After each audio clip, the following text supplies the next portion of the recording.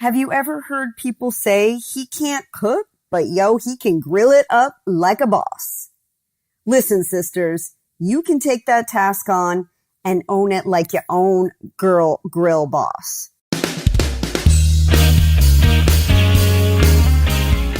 Hi, I'm Mareya, otherwise known as the Fit Foodie. I'm a chef, holistic nutritionist, author, inventor, and mom. And I want to welcome you to my podcast. It's called Recipes for Your Best Life.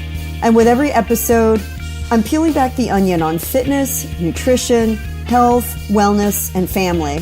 The truth is, you're the chef of your life. And for every important pillar, there's a great recipe worth sharing.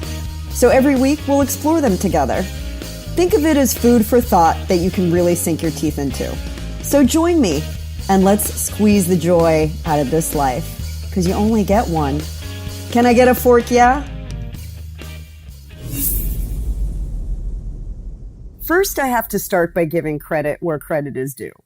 I owe my love for the grill to my dad. It didn't matter what time of year it was. It could have been in the middle of January, 2 degrees Fahrenheit, a foot of snow on the ground, and you would find my dad on the deck in a parka, boots, a spatula, and beer in hand. And the tantalizing smell of whatever he was grilling, from chicken to kufta, which is a Middle Eastern blend of ground lamb and an array of spices, to whole fish, shrimp, sometimes even lobster, and veggies wafting throughout the neighborhood. You could have just eaten a full meal, but then the aroma would infiltrate your nose, take over your brain, and immediately make your stomach growl on command. The great thing about the grill is it's almost fail-proof. You can cook just about anything, even dessert and pizza, and have it taste amazing within minutes and without a lot of cleanup, which I love. But before we move on, I want to address the elephant in the room. If there's ever been a division of roles related to things culinary, it's at the grill. I mean, why do they get to play with the tools, sit outside with a beer, and have all the fun? Maybe it's because it's been embedded into our psyche, our DNA, that women hang out in the kitchen, but the grill is the guy's domain. Have you ever heard people say he can't cook, but he can grill it up like a boss? Listen, sisters, you can take that task on and own it like your own girl grill boss. And if you have the right stuff, it makes it a lot easier. After all, grilling really is so easy. You can cook just about anything, paleo to vegan, pizza to peaches, go around the globe with your spices, or even an elegant 3-course meal, including dessert. Now, before all the men start getting inflamed, let me state for the record, this is not a she-woman man-haters club thing. Not at all. This is really about taking the intimidation factor out of grilling completely and maybe bringing a little sexy back to the fire. So, not to sound cheesy, but I say it's time to tame the flame and take back the tongs, ladies. It's girl on grill. So let me break it down to you in an approach that I think will be really easy to understand. It's what I call the TTFF. And that stands for tools, techniques, flavors, and fun. So grab your kombucha-tini or your glass of Prosecco, your sassy little apron, some sunshine, and let the grilling games begin. Because we're about to get a little sassy. Okay. So the grill, first of all, doesn't have to be the home of Flintstone-sized steaks, rubbery hot dogs, or burnt burgers. It can be refined or down home. I mean, you can go around the globe to get inspired because just about every country has its own spices and flavor profiles to borrow from. And you can add your own flair to it and create the ambiance because, us girls, we like to make things cute. And knowing how to keep it safe, clean, and flavor-filled is what I want to share with you. Grilled foods can be some of the most nutrient-dense on the planet if you know how to do it right. So here we go. I'm going to guide you through the must-haves in your grilling arsenal because, like I said, why should boys have all the fun with the toys? You know what I'm saying? The greatest part is you don't really even need a massive grill. If you're an inner city girl or, frankly, don't feel like going outside to grill, a tabletop version works just great. I've got this awesome little tool called the Power Grill, which I'll get into in just a second. Works like a charm. And it doesn't create any smoke. Even a grill pan will get you there. And then with that, we layer on some of the gadgets. So let's start with safety first. Dirty, greasy grills with a buildup of meat juices that are potential storehouses of foodborne illness are not bueno. I say no bueno. Even scarier, grilling can create smoke-laden carcinogens, and we don't want those on your food.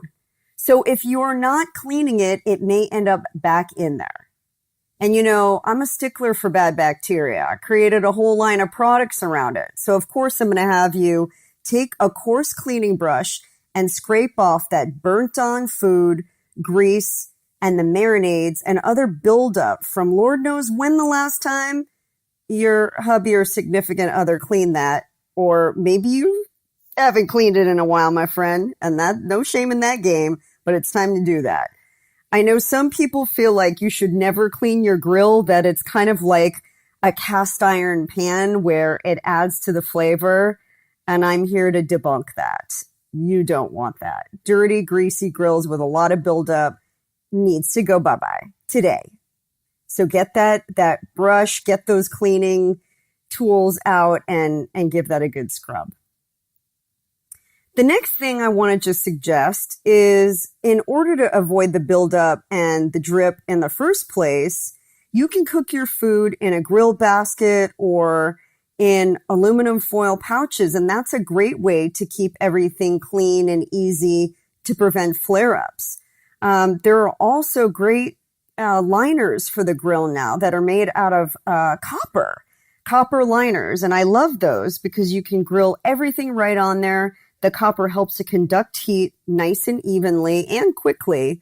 And then you don't have to scrub and worry about things dripping after the fact. So that's a great way to just clean and then prevent the drip in the first place. So let's talk about tools. Of course, you need a great grill. And like I mentioned, you don't have to have a big old grill. But if you do decide to go that route and you're going to be cooking for a lot of people, a gas grill makes life a lot easier because all you got to do is turn the gas line on and then turn it on. You could opt for a traditional charcoal grill, and the flavor of that really can't be beat. It just takes a little bit more time, and getting your fire built the right way means piling up your coals in the center or using one of those cones to help get the charcoal hot and staying hot in the beginning of your grilling adventure. So get a great grill. And like I said, you could even get a countertop grill. I love the Power Grill. It's something that you can find on my website at eatcleaner.com or mareyaibrahim.com. And I have that referenced in my Mareya Suggests page. So you might want to check that out on the website. From there, cutting boards. And I always use a separate board for meat, chicken, and seafood separate from vegetables. So each one ideally would have its own cutting board, but definitely make sure the proteins get one that's distinct from the vegetables so that you don't cross-contaminate. It's one of the worst things that you can do and definitely a food safety faux pas.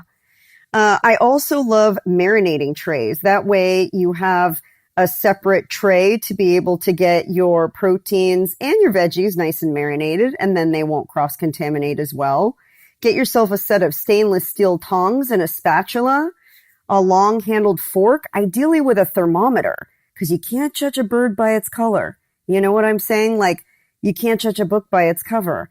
The color is not going to tell you it's done. It's the temperature on the inside, and it's super, super important that you're cooking, especially proteins, to temperature. And I mean, especially poultry and ground beef. So make sure that those two things are done right. And just a rule of thumb, poultry should be cooked to an internal temperature of at least 165. And for burgers, it should be around 155 to 160. A basting brush is a great idea, and definitely a cleaning brush. Got to have that wire cleaning brush to be able to get in and scour the grill. And then, of course, I would be remiss if I didn't mention eat cleaner products. You want to get your produce nice and clean before you ever put it on the grill.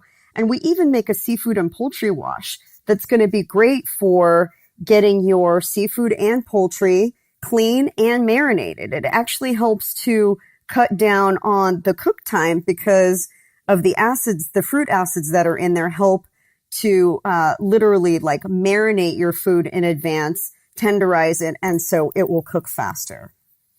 I mentioned the liners. Those are great for the grill to avoid messes. And I really like the grill baskets. Grill baskets are a great way to cook everything in an organized manner, and it's easy to flip. You don't have stuff falling through the cracks, through the crevices, which can get really annoying too. Now, if you want to add on, these are optional, but great things to have. I love cedar grilling planks. They infuse food with a great smoky flavor, and they add moisture and a really delicious aroma. I mean, grilled salmon or pork on a cedar plank, y'all, it is so good. So make sure that you check out your local hardware store for those. That's the most inexpensive place to find cedar planks. Just make sure you soak those in water for at least 30 minutes so you don't create a little bonfire on your grill. And then pizza stone. A pizza stone is a great way to grill your pizza. And it is seriously one of the most delicious ways that you can eat pizza. So the smokiness of that grill also adds to the depth of flavor, but the stone itself helps to keep the cooking temperature consistent. You can also use a heavy bottom cast iron skillet, the one that your grandma maybe handed down to you, the one that some people say you should never clean, which I think that's crazy too. Just make sure you wipe it out so that it doesn't get rusted. And you can use that on your grill as well. But there's so many fun tools, and one of my favorite places to go, and I just want to give them a shout out because they never fail me, is Cost Plus World Market. This is not a paid advertisement. I'm just going to tell you right now, I just truly love that place. And you can find a lot of great barbecue and serving accessories like mosquito netted serving trays. You guys, if you're at a party or at a barbecue and you got bugs flying around, you know, that can be one of the most annoying things in the world. Those netted trays are one of the most genius things I've ever seen. But they've got great platters and fun decor. And hey, part of this is the fun, which we'll get to in just a second. Okay, so those are the tools. Number 2 is techniques. Number 1 is to avoid the char. So the idea of just throwing food on the grill and cooking it to a carbon pulp is not the objective, which I see so often, and it makes me cringe. Using a moderate fire so that you avoid flare-ups and char is really the key to a healthy barbecue. You know, it's not about just getting it done quickly. You kind of want to do the low and slow effect, just like you would if you were grilling or if you were cooking inside. So make sure the grill has had at least 5 minutes to warm up before placing your food on and walking away.